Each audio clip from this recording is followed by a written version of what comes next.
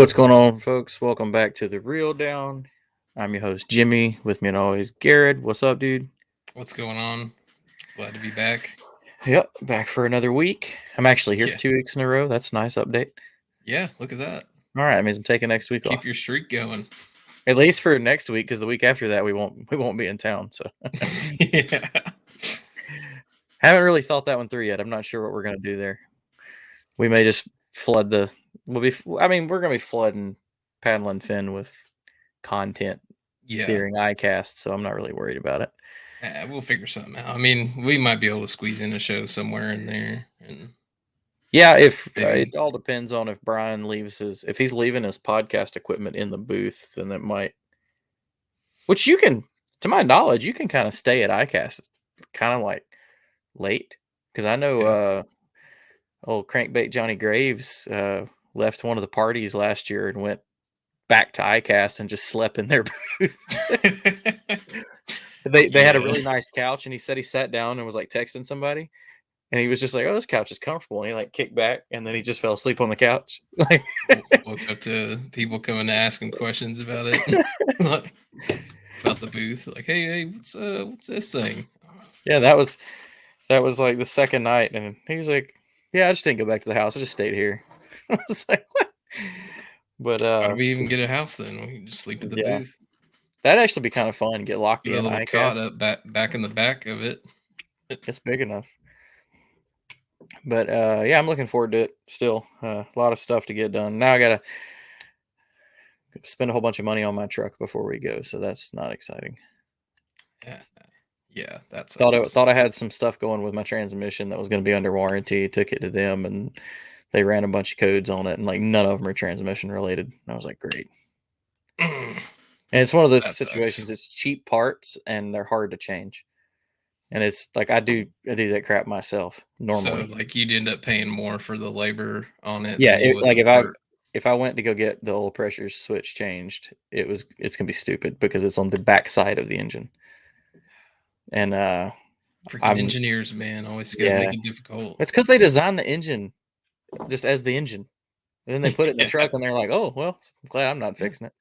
yeah, that's somebody else's problem. Exactly.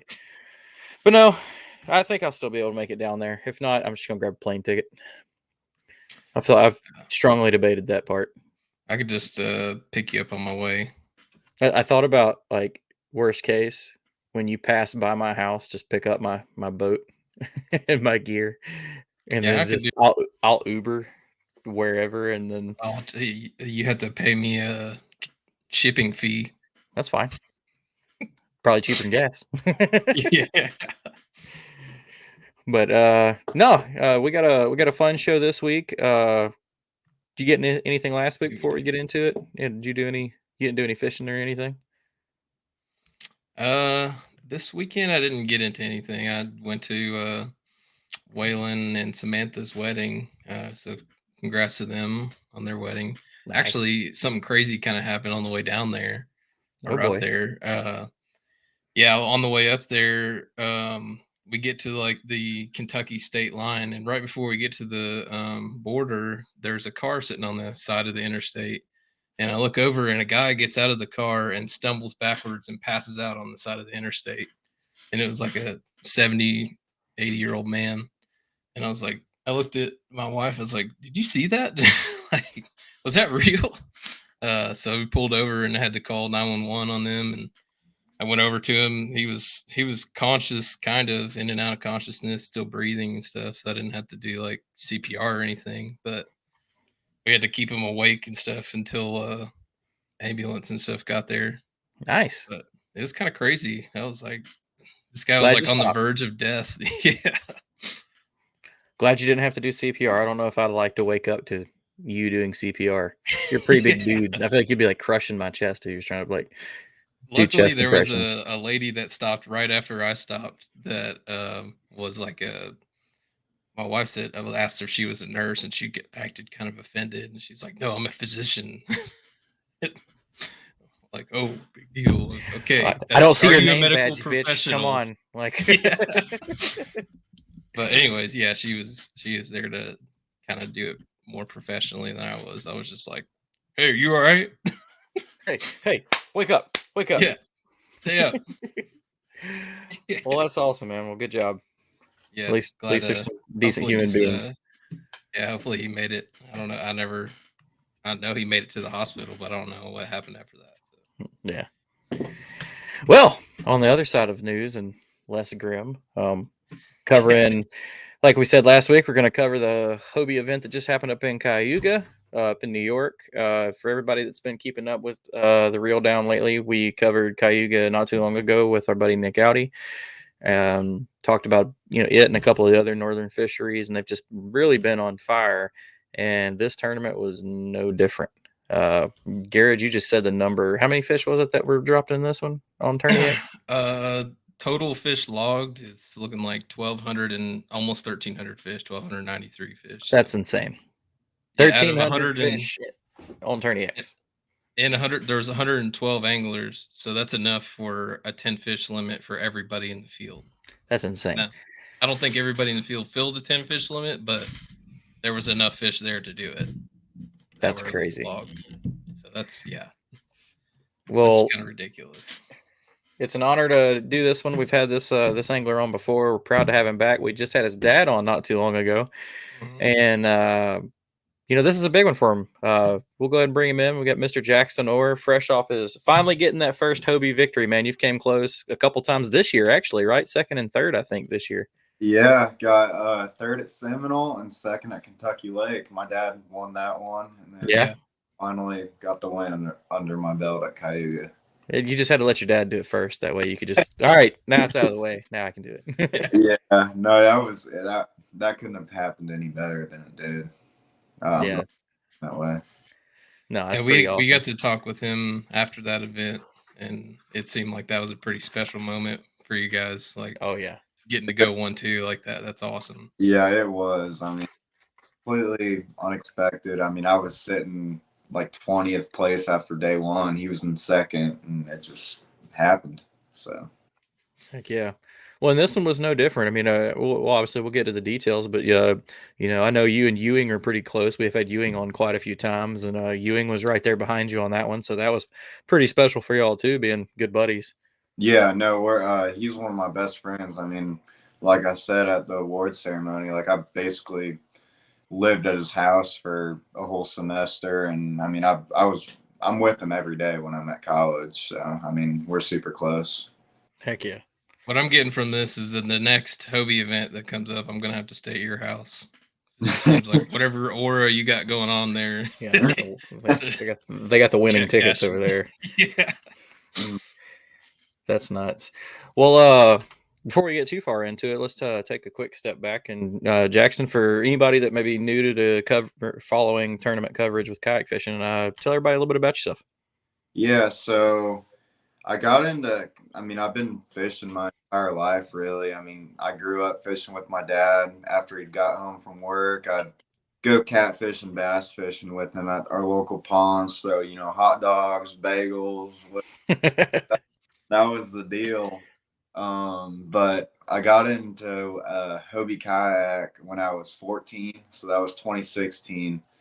And started doing local tournaments and started doing like it was the Hobie Bass Open on Kentucky Lake. Did a few of those, and really just that's what started this whole thing, and started traveling the country more. And last year didn't travel much, had some health issues, and this year I kind of went all out and have been traveling basically every weekend. And I mean, I couldn't have asked for a better turnout or season. I mean, it's just crazy how it's been going. Absolutely. You've had one heck of a season, and as we said, the third at Seminole, second at Kentucky Lake, maybe that kind of year, not really a year off, but kind of a year off. Yeah. Maybe that's what you needed, helped you get your mind in the right place and get everything dialed in.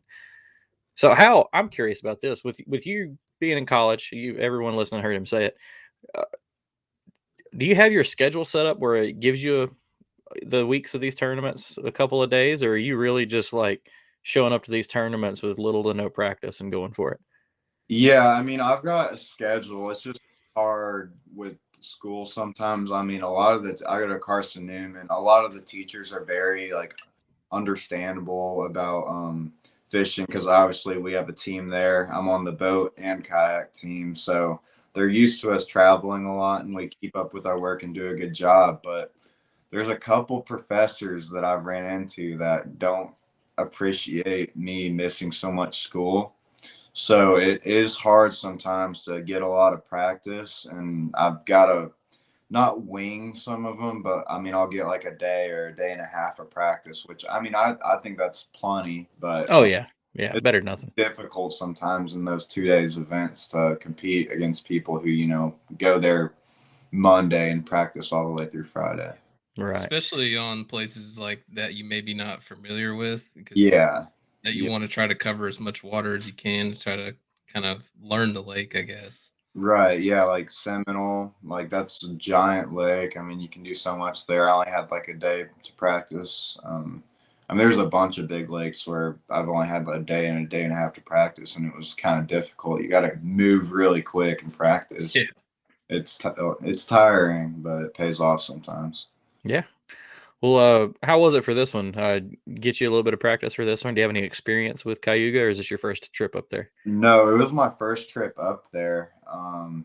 I honestly, I didn't watch too much of the MLF at all. I saw a little bit of it when it was live, but not much at all because I was fishing Lake Chickamauga for the KBF, Yeah. and um, You I won one of the days of that too, right? So you're kind yeah, of day one, yeah, yeah, you're on a roll right now, man. yeah, it's been pretty crazy. But for Cayuga, me and my dad almost kind of made a little vacation out of it.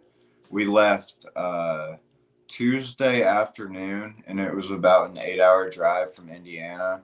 So we got there Tuesday night, slept at the boat ramp. I went out in the morning. My dad slept in the truck because he didn't get much sleep. Went looking for smallmouth, and I was not really happy with what I saw. There wasn't many smallmouth on bed like I thought there was going to be, and the water temp was a lot warmer than I And they thought. probably got absolutely hammered by Yeah, those MLF guys. I mean, yeah, they did. I was watching stuff where some of those guys were catching like the same fish over and over and over, like Yeah, the I listened same to day. podcasts about that.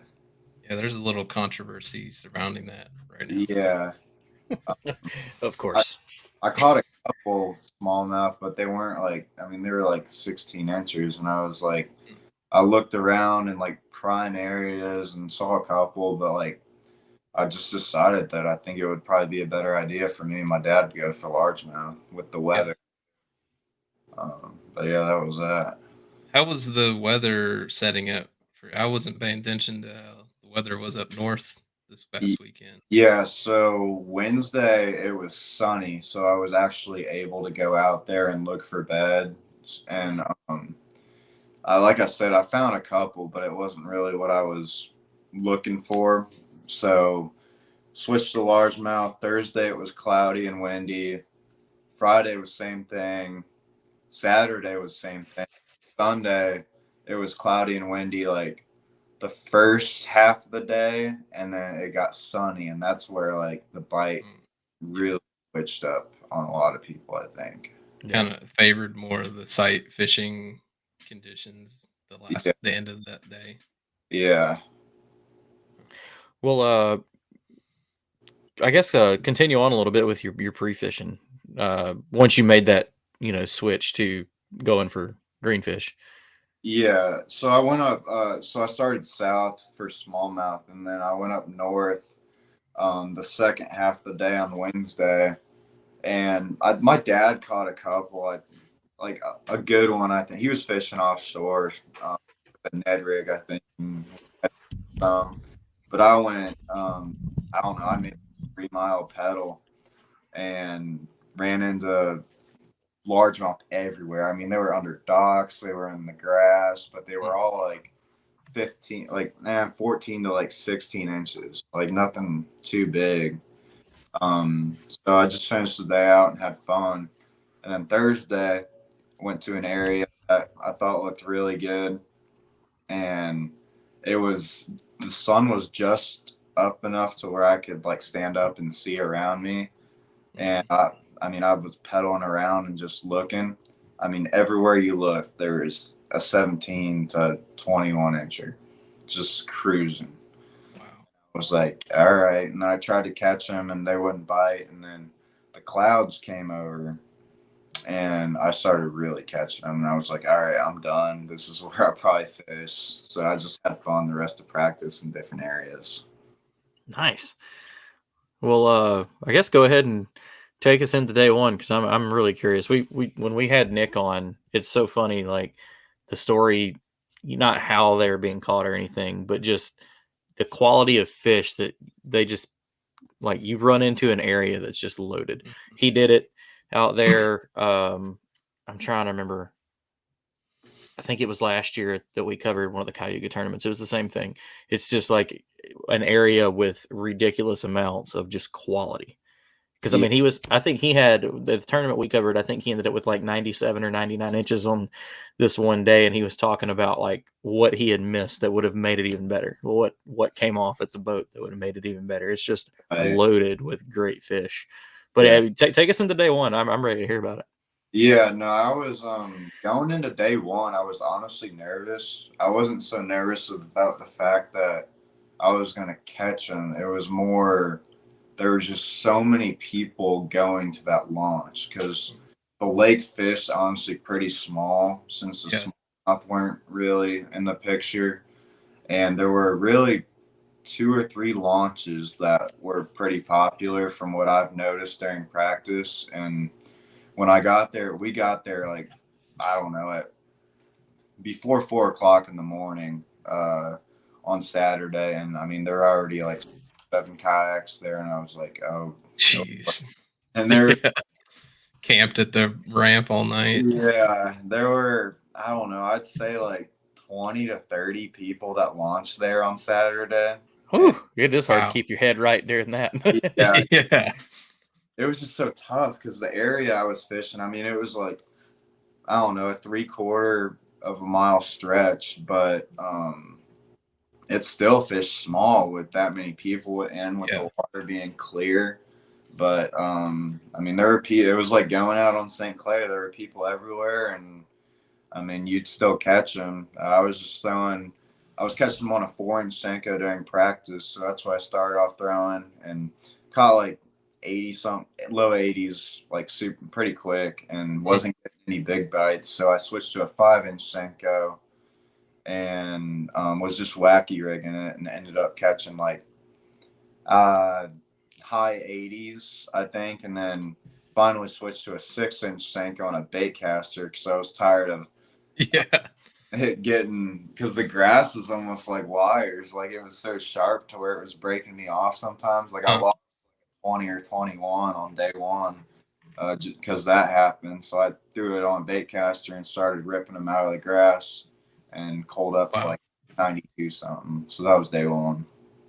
That's crazy. So you're 6-inch Senko. Nice. Yeah. Hey, dude, I always feel stupid when I run across my bag of big Senkos, but then it hits me like the times that's been the difference. Yeah. When we went to Florida at ICAST last year, nobody could get bit. We're throwing, all sorts of different worms, but I'm a 4 to 5-inch Senko guy. And then Brian pulled out a 7-inch Senko and just started whacking them down there. And I happened to bring that bag of giant Senkos with me, and we had a good time. Yeah. No, that's like one of the first time. I mean, I've thrown a 6-inch Senko quite a bit, but that's only like one of the first times that I could tell it made a big difference. One of my buddies that he lives in California and fishes the Delta a lot. That's one of his like key baits for getting kind of better quality bites is throwing a bigger scent, like a 7 or 8-inch Senko wacky rig. Yeah, no, I was really impressed with the bites I was getting after I started doing that. That's crazy. So with your area, I mean, I'm sure of that many people at the ramp, it's probably not that much of a secret. I don't want you to give much of away, but was it like certain depth grass? Was it like grass around like docks? What was like seemed to be the pattern?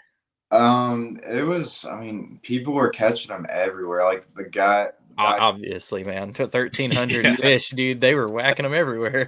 There was grass like everywhere, but from what I was doing, the grass was all dead because they like use pellets to kill everything, and which it kind of makes sense because like that there's so much grass in that lake, it's ridiculous. But It's like choked out if you don't. yeah, it's like topped out, like it's topped out in some places. But I was actually looking for those topped out areas. Like there will be little clumps of grass where little like top out, and the fish will be like hanging out in those clumps, and I'll cast right beside them, and that's usually where I'll get a lot of my bites. But other than that, I mean, I know people were fishing up shallower in like 4 to 6 feet of water, just over the tops of the grass. I was fishing more like 6 to 10 feet of water most of the time. Some people were bed fishing because a lot of the largemouth were on beds.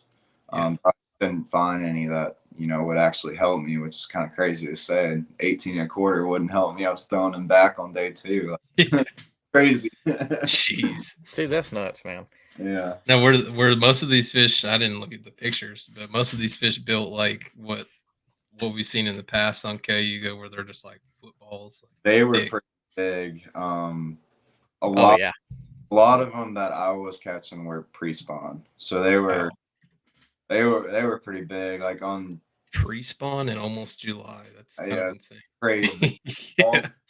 What's crazier about that fact is that when we had Nick on a month and a half ago, they were pre-spawn then. Because he was catching pre-spawn and spawners. Yeah. But I think he was catching them deeper than what he was, because he's an offshore guy. But he was in like 15 to 20 foot, I think is what he said. I got you. Yeah, they were like in the stage, I think, where they were getting ready to move up. Because I mean, there were fish already on bed, there were post spawners, but they were kind of in that stage where they're in their staging area. Yeah, that's awesome. In July. Yeah. Ridiculous. It's awesome though. I mean, that's fun. I was gonna say too, like from what I've heard about this place, it kind of reminds me of like the Florida lakes, where it's not really as much like a pattern specific thing, it's more of an area specific thing. Yeah, I mean, it was an area thing, but if you threw anything, I mean, you could catch them on other things, but you could tell a wacko was so much better than anything else you threw. Like I threw a speed worm, I threw a Texas rig Sanko, I threw a glide bait, top water, and I mean the wacky rig was what I was getting a bunch of my bites on. And I spent a lot of time throwing other things. That's crazy. Pre-spawn, that's like pre-spawn 101. Yeah. Yeah. I think everyone in the top 5 was throwing a wacky rig. That's nuts. Yeah, at some point. I know that. I'm pretty sure the video that Ewing posted, I think that's what he was throwing in that specific part of that video. We were fishing by each other, and it was like we didn't talk about fishing at all that week. Like it was just a coincidence. We showed up to the ramp together, and we literally started like, I mean, I could have a full on conversation with him. Like, it was just a coincidence. It just happened. No, great that's minds, awesome. man. Think alike. Yeah. Yeah, especially two minds that spend that kind of time together, and y'all kind of like friends develop things together, so it's not at all surprising. Like, be a fun little poke in the ribs at the house now, though. Yeah. Like, oh, I got you on that one, buddy. By a quarter of an inch. Squeeze one fish the right way, and that could have gone differently. Yeah. So speaking of, day 1, Ewing actually ended up with 94 3/4 for 4th place for day 1, and you were 8th place with 92.5. With, I mean, still solid bags. Anything in the 90s is just a great day. Can't be mad at all. But as you end your day 1 and you start, like, thinking about where you're at day 2, like what's going through your mind in this? You think you still got the fish there for the next day? Think it's going to get any better? Yeah, I mean, I was a little iffy just because it got pounded so hard. I laid off of them. Like I left and I pre-fished for day 2, but I didn't find anything. But I was a little worried just because I feel like there was going to be more people that showed up to that spot just because they probably knew who went over there and saw the leaderboards, yeah. And that was the case. But buzzards. there's nothing I can do, like nothing in my control. So I literally just rigged up and I just myself I was going to go out there, do the same thing, start in a different area where I got more of my bites, and whatever happened. And it was a slow morning on day 2, but it ended up pretty good. Yeah, well, walk me through it. Yeah, so day 2, I guess, didn't get a bite for an hour, which was kind of crazy. Which sounds crazy. Yeah.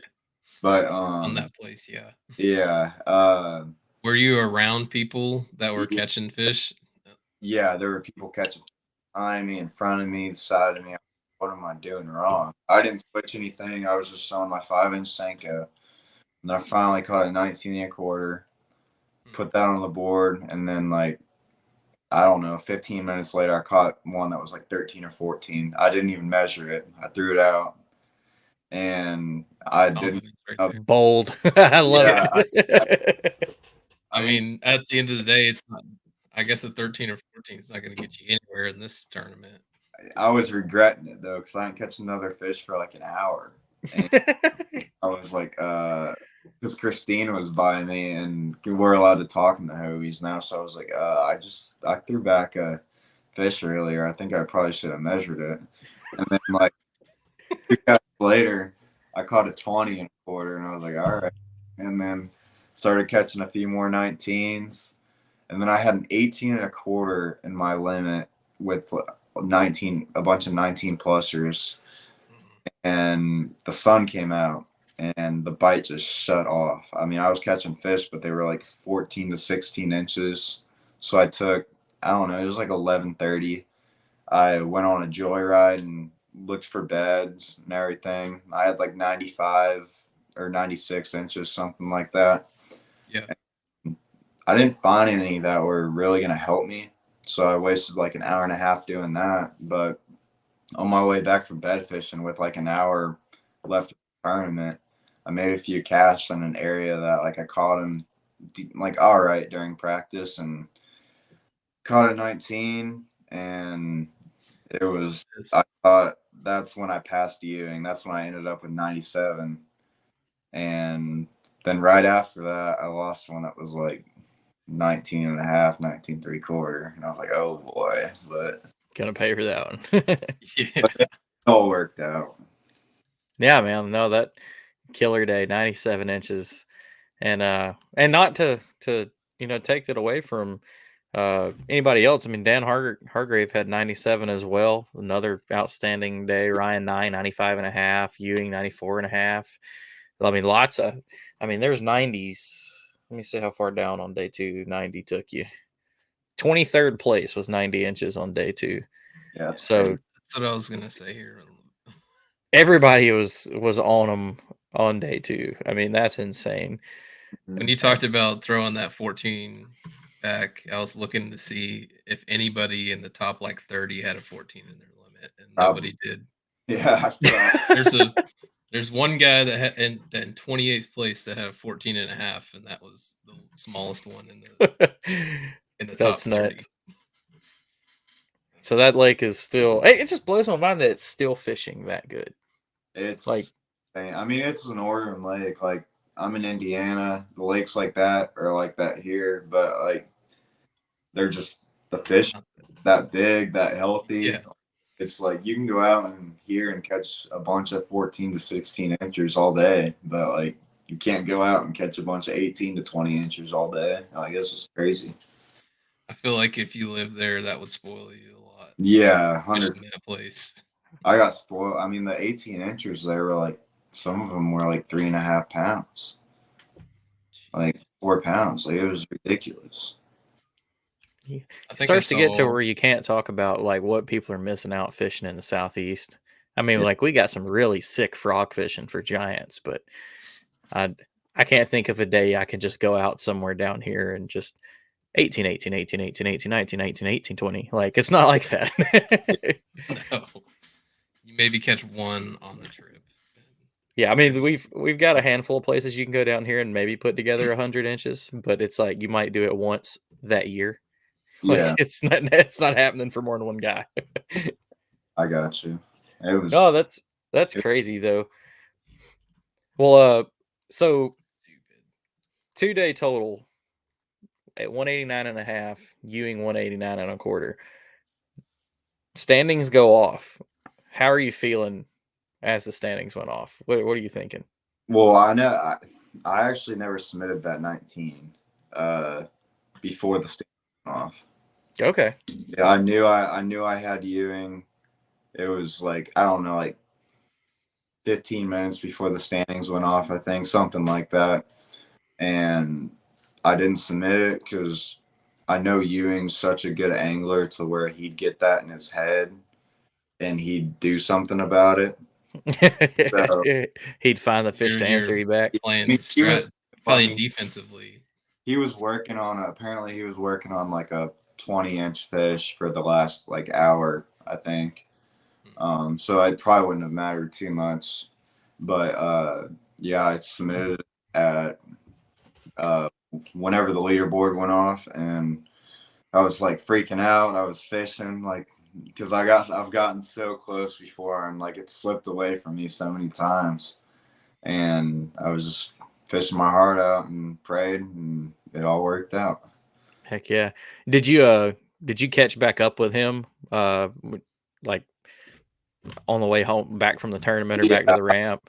Yeah, I after lines out, we talked because we launched the same ramp, and I told him, and he said he didn't call. But I mean, I was still like worried because the leaderboard was so tight to where someone caught Yeah. like 19 something, which wasn't that hard. Yeah, Ryan Nye was an inch back. Yeah, And then yeah, and he was on him.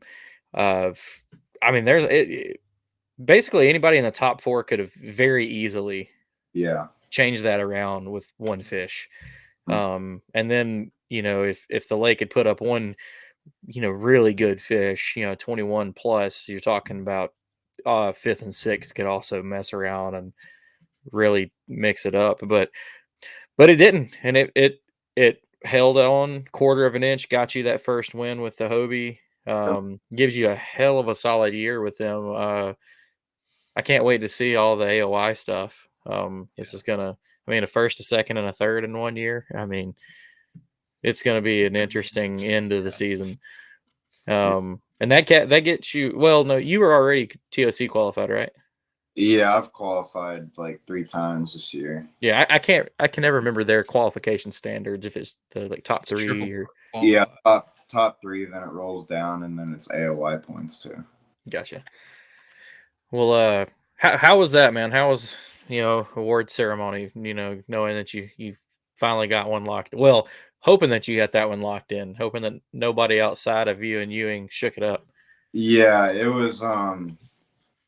I mean, I was a nervous wreck because like AJ started out like at the 17th spot, and you know how that goes. Like you're just waiting there, like you don't know what's going on. I mean, 17th spot wasn't too far behind you either. I mean, yeah, 181 and 3/4. Really wasn't. I would be feeling nervous.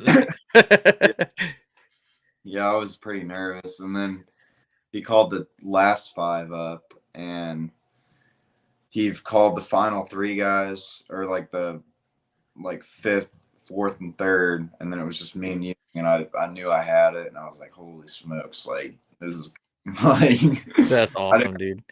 Like Ewing gave me, like you'd see on the live feed, like as soon as the 3rd place guy went up, he gave me fist bump, and I was like, this is crazy.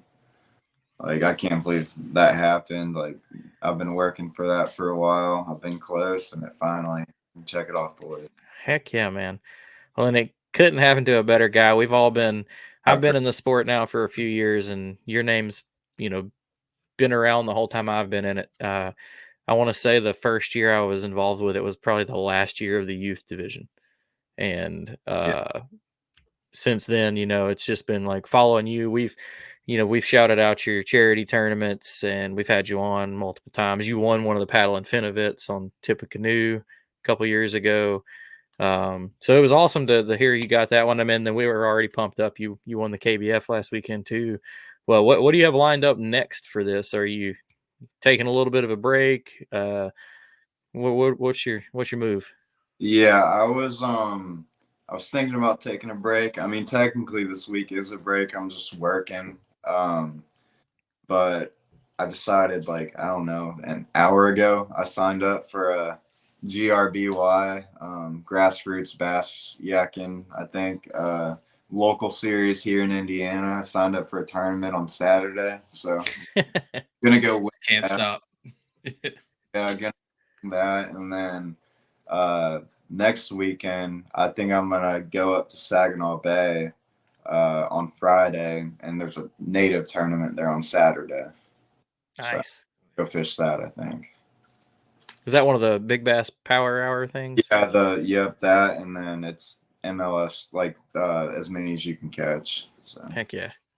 Yeah, we've got one of those coming to Gunnersville in a I'm few excited. weeks. And I'll be there. I heard Jordan Lee's gonna fish that. I don't see why I wouldn't. Because I want to say he fished it when they did it. It wasn't the Big Bass Power Hour then. I don't remember what they called it. Tournament of Titans. Yeah. And he fished that one, and he did pretty good. But I think there'll probably be a bunch of us down there. I think that one's going to be fun. This is the time of year I like to fish Gunnersville, where I have like confidence, and it's like just top water fun. That'll be good. But so I mentioned it, and you hit us up with it before. But most folks that know you know that you have been running a charity event. Year 4. How many years have you done it now? This will be year 6. 6. Oh wow. Okay. So I'm gonna share a graphic up. I went ahead and pulled it up for you. I'm gonna post it up there, and then I'm just gonna let you talk on it for a second. So give me just a second to pull it up. And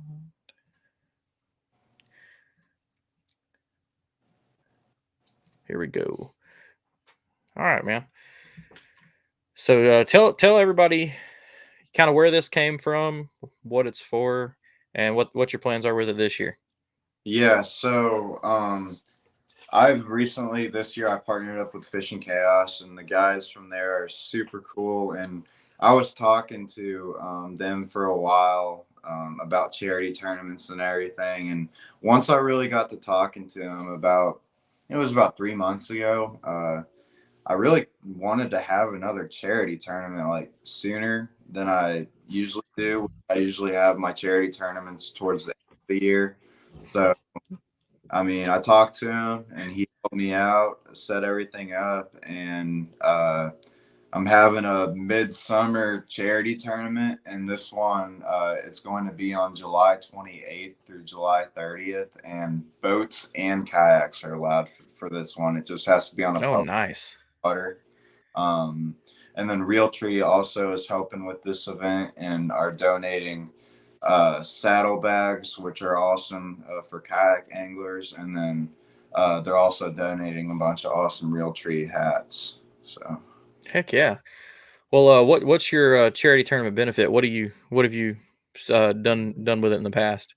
Yeah, in the past, I mean, it's been super successful. I've been very grateful for the whole kayak community and even the bass boat community. People just sign up and they don't even fish it sometimes. But I mean, each year we seem to raise like $2,000 to $5,000, sometimes more than that. But I feel like even if it's several $100s, it makes a difference in somebody's life. And what do you get for being the first one to register? Did you just register? Yeah. Oh, check the roster. You sucker! I was about to do it. I registered too. I literally posted it like an hour ago.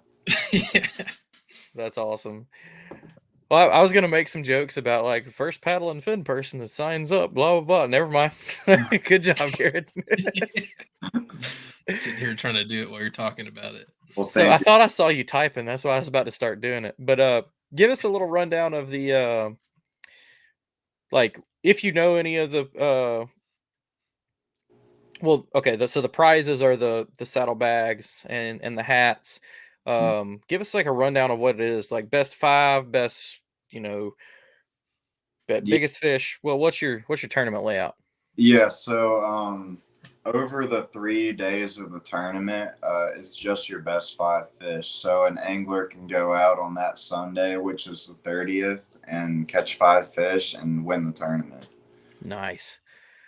And And then, yeah, the oh, boats, are they having to do catch photo release as well, or did you yeah, figure out something in between? it's going to be same format. I mean, there's no specific board that you have to use. It just has to have a bump on it and consist of quarter inch increments. And then as far as donations go, I mean, obviously all the money involved in this tournament is going to go to a charity or family in need. And for this tournament, the top 5 will get to choose where a portion of that money goes to. And I mean, they can choose anything. I mean, I've had people in the past donate it to their neighbors who are in the hospital struggling, family, friends, charities. I mean, it's just this event's kind of just meant for the anglers and what they want to fish for.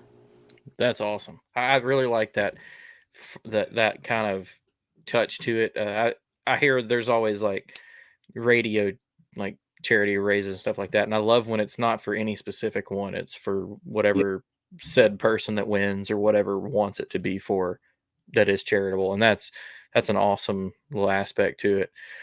But so we are going to, as everybody just saw, I had that's the Fishing Chaos page pulled up. We will have it posted in the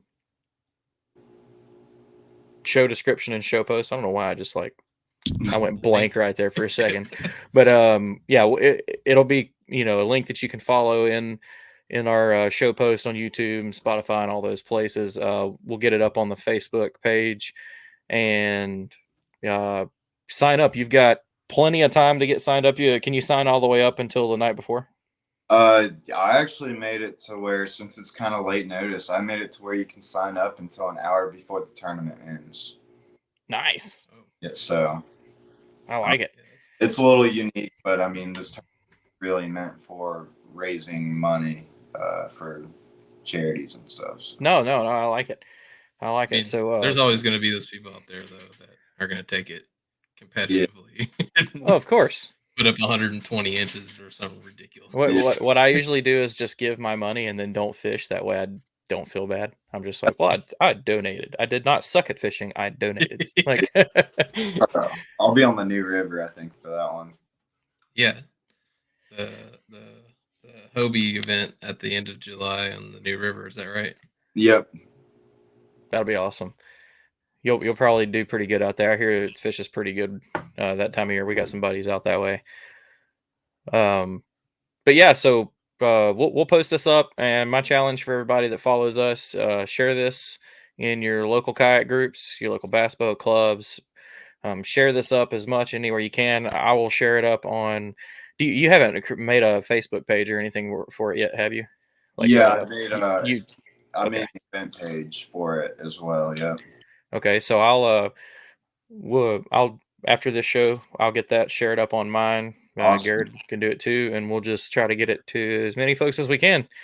See if maybe you can have like a record year this year. Get Awesome. biggest year yet. Follow your whole Yeah. upward swing of winning tournaments and take the charity with you. Yeah, no, I appreciate it. Yeah, this is like I said, it's just a midsummer one. I'm still gonna do like my annual one. Okay, cool. So this doesn't take place of your annual one. Yeah, no, this is not like the one that is meant to be like, all the prizes, everything is gonna be towards the end of the year. But Realtree and Fishing Chaos just stepped up for this one, and we're just kind of doing hopefully it's not a smaller one, but it's more of kind of I mean, it's still gonna raise money, Yeah, no, that's sick. Okay, cool. Well, I'm glad you said that. I thought this was kind of Yeah. taking place of the annual one. Well, no, this is just a bonus. I like Yep. it. Just a little bonus one, raise some money for people in need. So Yes, Heck yeah. that's awesome. Well, I'm sure you'll get a bunch of success out of this one too. Yep, And I've already got my money. yeah, I appreciate it. Thank they you. took the wind out of my sails, man. I was literally gonna like when the show was starting to like close out, I was gonna go in and do it. And Yeah. I was talking, I saw Garrett not paying attention over there typing, and I was like, he's doing it right now. And then it literally like I've got it pulled up and I saw it go from 0 to 1. And I was like, ah. That's funny. Oh man. Well, great tournament, man. It was fun to Happy have you on Cricket Day. again. No, I appreciate it. Thank you. But same as always, we want to give you a chance to shout out all those great companies that have supported you along the ways, and just give them their thanks and tell everybody listening, some good companies. Yeah, no, I mean, first of all, I want to thank you guys for having me on. It was great talking with you all, and just a pleasure. And want to thank my family, my friends for always supporting me. Wouldn't be able to do it without them. And of course, all my sponsors, Coda Lithium, Real Tree Fishing, Fishing Chaos, Catch, Revo, um, Fishing Online, Hobie, Seagar. There's a few more that I'm missing, but It gets tough, man. rods. I mean, I should rememorize all of them, but there's a bunch of people that really helped me, and I'm very grateful for all of them. Yeah, man, for good reason. Well, Gonna have to start making you a little billboard or something. Or Yeah, I usually have something, but I've get you a flashcard on the back of your wallet. been doing, I've been trying really hard to remember them. I mean, I like Trocar, Eagle Claw. There's a bunch of them, so I'm grateful. So Heck yeah, dude. Well, man, we appreciate you hopping over and catching up with us to talk about it. And congrats, and hope. I can't wait to see how the AOI stuff starts to shake up and how the end of the season goes. And I hope it goes your way. awesome! No, I appreciate it. It means a lot. Yeah, man. Well, yeah, good luck to you. Thank you. Till next time, and we hope to have you on again later this year. I'm sure we will. But until then, man, good luck on your next one, dude. Awesome. Thank you. Appreciate it, guys. All right. See it. Awesome, man. It's good stuff. Glad we be able to get him on. Yeah, Garrett's been trying for like a month, and like his schedule didn't line up. So. Yeah, he's been doing really good, and he's been super busy. I mean, I get it, college kid, and he's like college boat angler, college kayak angler, traveling national trail kayak angler, and he has a life. So yeah. When you have a life, you're busy. Yeah. But it was awesome to finally be able to catch up with him. I think my last message to him or something was like that. I'm sure we'll get another chance. Like you're gonna win something again soon, and it just happened to be the next week. Yeah, no, you hit that one right on the head. Well, real quick, I'm gonna show it back up here one more time for everybody that was listening, or maybe you had to get away from your radio, your phone for a second. Jackson's got another charity event going on right now. Just posted it up. Jaxton Orr's Midsummer Catch and Release Charity Tournament, kayak and boat, July 28th through July 30th. Your best 5. You can sign up all the way up to the last hour before the event ends. All the money will be donated to charity as usual. This is not his annual tournament that he does for charity, but this is just a midsummer one to just raise some more money for whoever it is that may need it. It's a best 5. It's $20. July 28th, 29th, and 30th. There'll be an identifier code released. We'll share up all the places you can click to sign up. And yeah, so get signed up. $20, even if you don't fish. $20 donation. Instead of donating, $300 and doing terrible in a tournament, how about $20 even if you don't fish? It'll make you feel good about yourself instead of feeling terrible. At least you feel like you did something with your money. Yeah, that's Only reason why I do it, because Yeah. nah. But yeah, so a little bit of a shorter show today, but I wanted to get that part in here and get it through Facebook. So for anybody that was wondering why we didn't have the normal Facebook post to a show last week, I found out, I've never known this while we've been doing this. If our shows go over an hour and 15 minutes, I think, or maybe it was an hour and a half, one of the two, Facebook won't upload it. So we had to go with just all of the show posting to Spotify, YouTube, and stuff like that. So sorry for that. So kept this one a little short after Jaxton mentioned the charity stuff. So I wanted to be able to get these links in and get it posted on Facebook, where it's way better to share that kind of stuff anyway. But also we've got a decent amount of tournaments to go over, so we're gonna pull those up. We got a few pages worth, so we will get right into it. First up on the list, KBF 10 Lower Priest Tuesday Nighter out on Percy Priest. 30 anglers, first place. Josh Stewart, also a Cinco man, if you know anything about him. Prize. 53 inches. Second place, teammate Brandon Grubbs with 50 and a half. And third place, Derek Bostic, also another teammate, 50 and a quarter. So good job to those guys. I have to give Derek a shout out. I didn't know he got third. I saw Brandon's post about second. I didn't see anything that Derek mentioned, so I had to show him a little team love on that one. So good job, dudes. Comeback here. Yeah, he was out last year. He like broke his foot or something, didn't he? Yeah, and I know he was in a boot for a while. Most of the season, and then he kind of, it was rough on him, but he's making his moves back. Yeah, and dominating. Like there's some monthly online stuff, and he's just been dominating those. Usual. Yeah, I haven't been any help to the monthly that me and you signed up. I don't even know if I've ever submitted my fish for that. I've got a couple fish to submit, and I told you I had a bunch of days off and planned on coming up there. I've worked every one of those off days. So it's not me. We got like around. 3 days left. Oh, Friday is the last day, I think. Friday is? Yeah. Crap. Yeah, so I'm working through Friday. Don't worry about it. That's I'm not. No.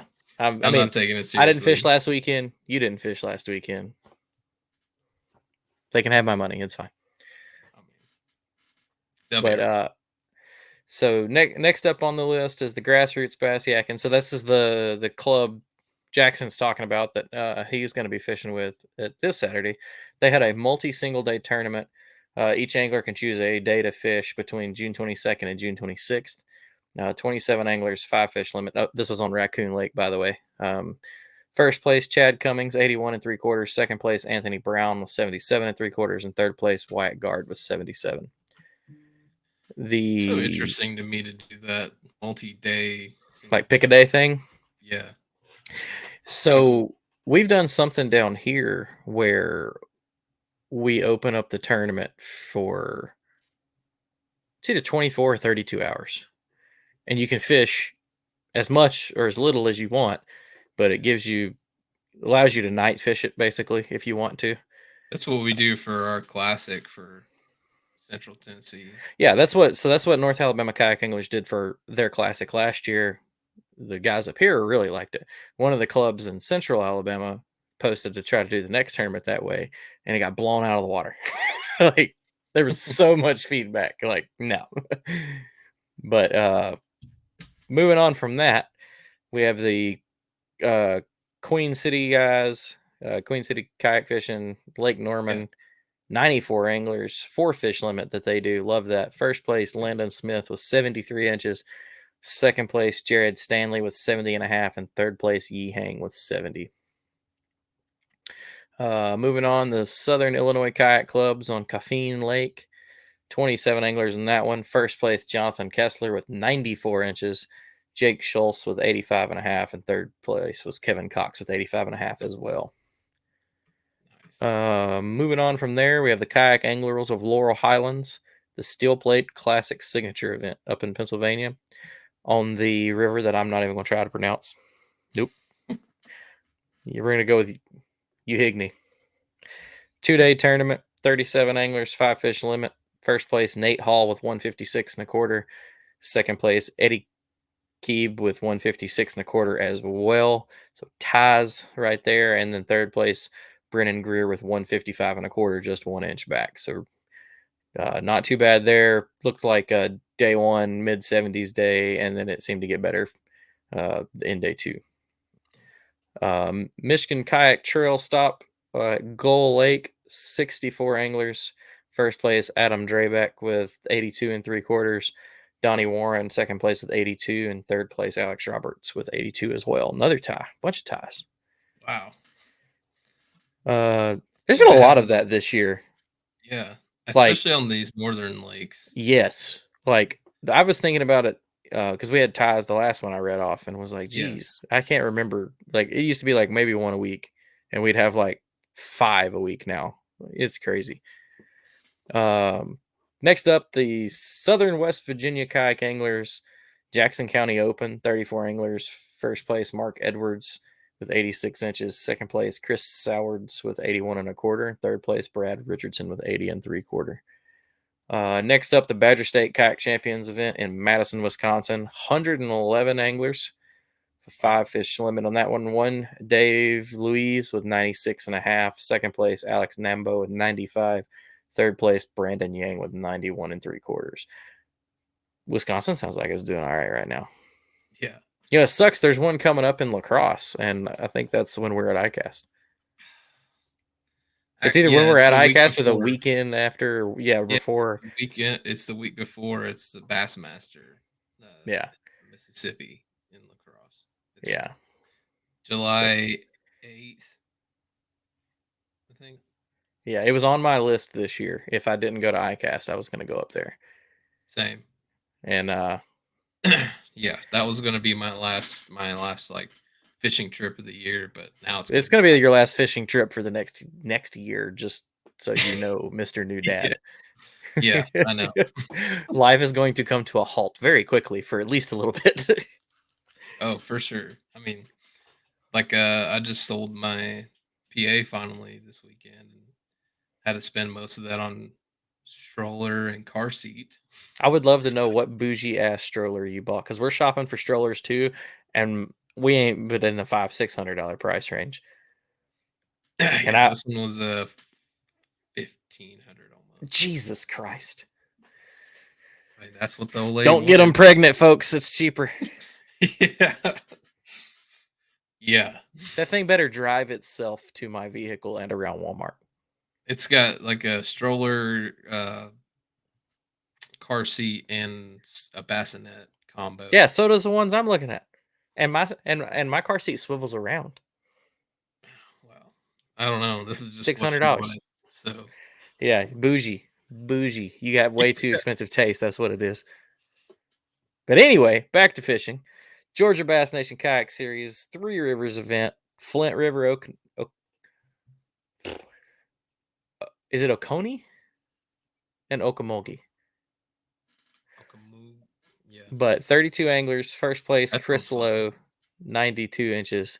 Second place, John Patterson with 91 1/2. Had a big 23 to anchor that with. Third place, Benjamin Vang with 89 1/2. Next up from there, the Moyak Fishing Series on Truman Lake. I feel like Truman Lake gets hammered. I hear it a lot on here. 85 anglers. First place, Jared Fosnow with 84 1/2. Mason Brock with 81 3/4.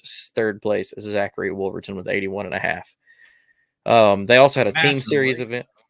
What? It's a massive lake, though, so I feel like it probably can handle it. That's probably true. I don't really know anything about it. I just know I see the name like a lot when I'm covering them. But they also had a team tournament going on. 6 fish limit per team. There are 11 teams. First place, the Everhart's A team, Chad Davidson and Chris Robbs, the win with 97 inches. Second place, Slap That Bass, Robert Swergen and Perry Burton with 95. And third place, probably the best team name I've ever seen, the Burrito Banditos. Oh, yeah. They had another team thing Richie that they Michael. They did. I must have missed it. Yeah. 93 1/2 inches. They also were on, I think, second or third in that one, the Burrito Banditos. That's awesome. Moving on from there, the Natural State Kayak Anglers on Lake Dardanelle. 35 anglers. First place, Garrett Morgan with 88 inches. Second place, Tyler Redden with 84. Third place, Eric Morris with 81.5. Here we go for some Texas numbers. I could tell you this event, and you could pick the state even without me telling you. But Yeah. West Texas Kayak Fishing on Lake Leon, 50 anglers. First place, Jody Morris with 101.25 with a 25-inch big bass. God dang. Second place, Corey Griffin with 90.25. Gapped. Third place, That's been Robert happening a Neal lot with in the 90 Texas inch. lakes. I think as the spawn kind of tapers off, you get like one guy that gets all the big fish. Like gets them. Yeah. Yeah. Next up, the North Texas Kayak Bass Championship on Welsh Reservoir. 48 anglers. First place, Michael Cates with 99.5. Second place, Brian Howell with 98.5. And third place, Philip Wyatt with 97. Just a few more.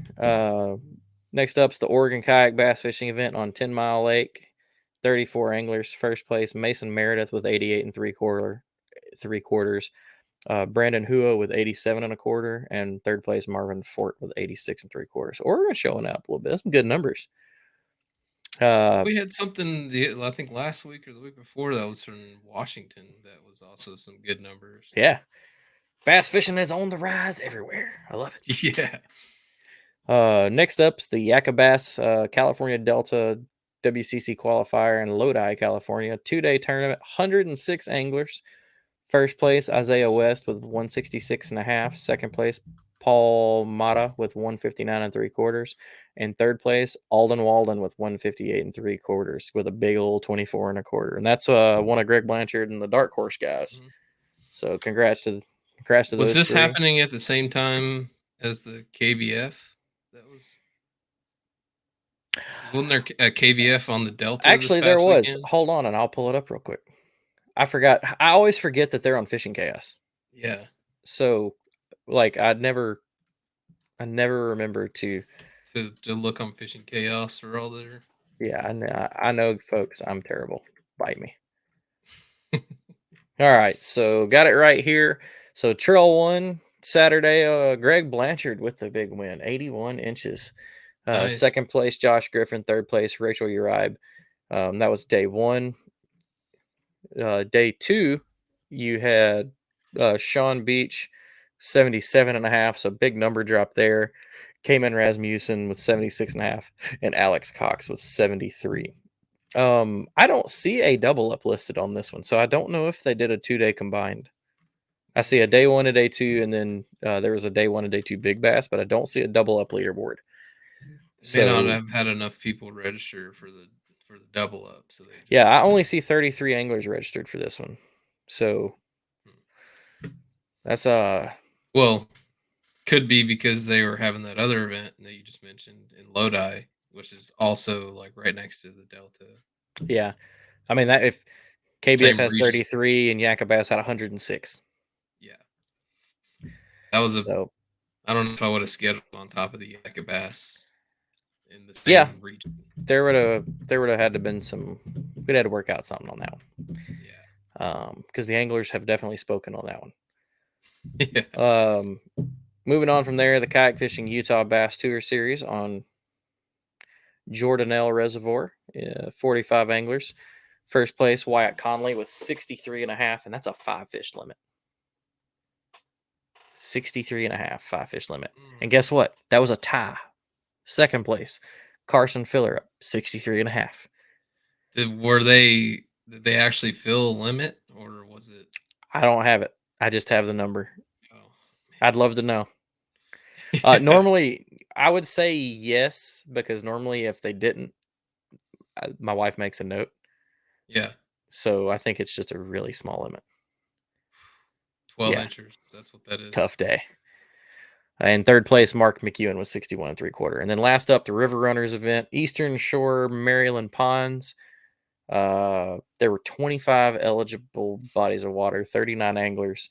First place, Dave Crockett, 91 inches. Second place, Zach Bunner with 90.25. And third place, David Burt with 87.25.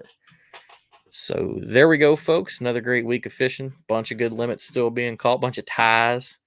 Bunch of close ones. There was a bunch of 1/4 inch ones in here. Second and third, missed by 1/4 of an inch. And then we also had the Hobie. And the Hobie, we covered that one. I did skip right over it because we've already talked about it a bunch. I'll talk about it one more time. I wanted to mention that, like, for your 2-day total, if you had 170 inches, that had you in 37th place. That's 85 a day. Yeah, 85. That was 85 a day would have had you. So that would have been what would have happened to me. I would have went up there, had the best tournament of my life, and still not got inside the top 20. And I would have probably stopped tournament fishing. Even 90 inches a day barely got you in the top 20. So still no check. Yeah. I can't remember what they paid out as first. I think the last check was they do 15% now instead of 10. Oh, okay. I thought it was 10. It used to be 10, but now I think they switched it this year when they increased their entry fees to 15%. That sucks. Not that it pays out that far. It just go up to Cayuga, whack 85 a day, probably catch 50 fish, 30 fish, something, and then nothing. And a lot of this, and knowing that, like, if you're in a boat tournament or weight tournament, that a lot of those fish you're catching like 20 pounds a day. Yeah, doesn't matter. That sucks. That's great, but it sucks. I think it goes back to that spot in a spot, man. Yeah, it is. You got to find the spot in the spot. Like during the MLF thing, I think Wheeler weighed one that was like 4.5 pounds. That was a smallmouth. That was 17.5 inches. Jesus. Or like 18 inches. He put it on a scale or on his board.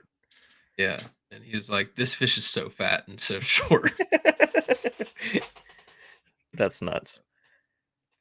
Well, another great show, folks. Appreciate everybody sticking with us to the end. We'll have all those links up in the show descriptions and show notes. What do we got next week? No idea. I forget. Let me check my schedule. I think I had something on there, but I don't remember what it was. Maybe we can well, we got 4th of July weekend this weekend, kind of. So I don't know if there's going to be a whole lot of. Oh yeah. Well, we might splurge out on one. I saw that Rachel Uribe actually has taken over the KBFAOI, currently leading with her finish at the Delta. The Delta. So it'd be cool. Maybe we can get her on, talk about, coming up, running through the. She go all the way out there for that? She was there. She got second or third on day one. I wish I hadn't just closed it. She did good. Yeah, that's a haul. Where's she? I don't know where she's from. Did she fish all the stuff on the East Coast too? She had to if she's in the AOI standings. I haven't looked. I just saw it. They made a post about it today or yesterday, and I was reading it. So wow. I was gonna may reach out to her and see. I was gonna look up some details on it, see if it might be a good show. Yeah, that would be cool. If not, we'll figure something out, or we'll get a bunch of the retard hosts on and talk a whole bunch of crap. Enjoy our holiday weekend coming up, and then enjoy our holiday weekend coming up after that holiday weekend. ICAST week. Yeah. Chaos. Traveling, saltwater fishing, beer drinking, regular fishing, at least a little bit. Yeah. And then 3 days of madness, because that's just about all you can say about it. It's just chaos. I'm excited for it. I'm glad you're excited. I'm kind of like, ugh. It's busy. It's a work. Like, it's fun, but it's. Maybe I'm just like negligent to what I'm getting myself into. Dude, I'm telling you, it's just, imagine the classic 10 times over, and you're going to be on concrete on your feet all day. Like, walking shoes. Every day. It doesn't matter. I brought like my best pair of shoes last year, and I was so stiff the second day. Like, I made sure I found the booths with chairs. Like, Like, oh, hey, let's talk. I'm gonna sit. I just wear my work boots. I've been walking a lot in those. I thought about bringing Pepper spray. mine because of the same reason. It's like, well, I already spend that much time in them. Maybe it'll just be like comfortable. Yeah, they already broke in. Yeah. Well, all right, folks. Well, that's it. So we're getting out of here. We're cutting it close to what I said, so we got to get out of here quickly. All right. We love y'all. Thanks for sticking with us. We'll see you next time. Peace. See it.